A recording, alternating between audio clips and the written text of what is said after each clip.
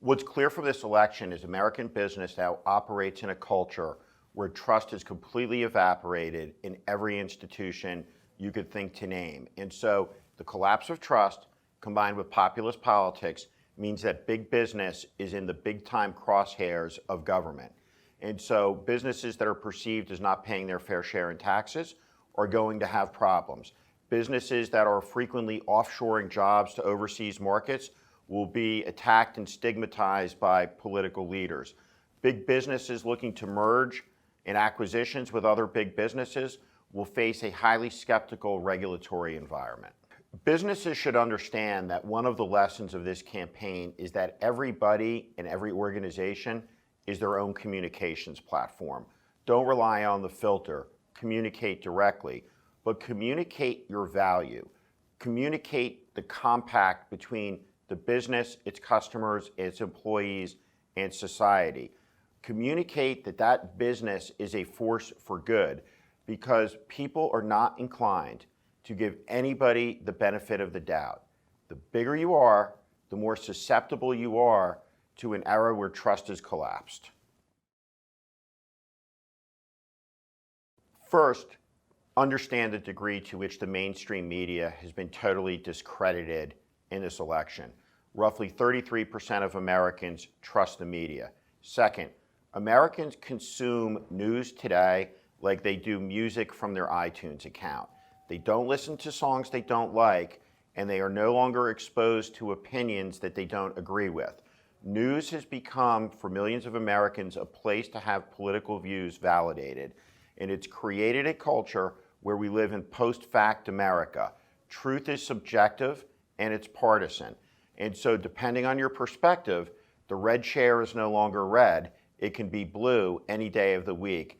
And that's complicating for businesses, for organizations, for individuals to think about as they try to communicate clear messages to audiences. Every company needs to understand who is their audience, where is their audience, and what to say to their audience.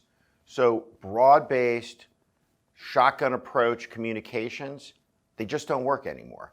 It has to be precisely targeted. Each company has its own broadcast platform, each audience targeted with the right message. There's profound uncertainty globally about what America's relationship will be, and there's not a lot of information from the campaign. So candidate Trump talked about America not meeting its NATO commitments.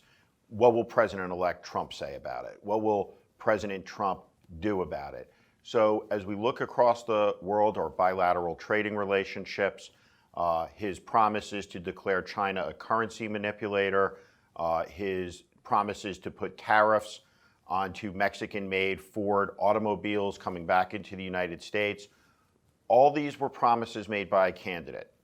How do they play out as he forms a government and takes power is anyone's guess. Politics has been defined in our lifetime by a vertical line down the middle of the field. That vertical line separates right-left, and we debate American politics between the 45-yard lines. There's a new line. It's a horizontal line. Above that line are the people that have benefited from the technological revolution, have benefited from globalization. Below that line are the people that lost their homes in the Great Recession, lost their jobs, haven't seen a real wage increase in a generation. People who profoundly believe there's one set of rules for people at the top, a different set of rules for everybody else. And we heard their primal scream on Tuesday, November 8th in their vote for Donald J. Trump. Well, it's going to move very substantially to the right. The Democratic Party couldn't have been more thoroughly destroyed than if Donald Trump had dropped a neutron bomb on it. They're at one of their weakest points from a governing power perspective in 100 years. So what that means is there will be corporate tax reform and cuts. There's likely to be a reduction in top marginal tax rates. There's very much likely to be infrastructure spending that is approved at a massive level. There will be fierce resistance to any new trade deals.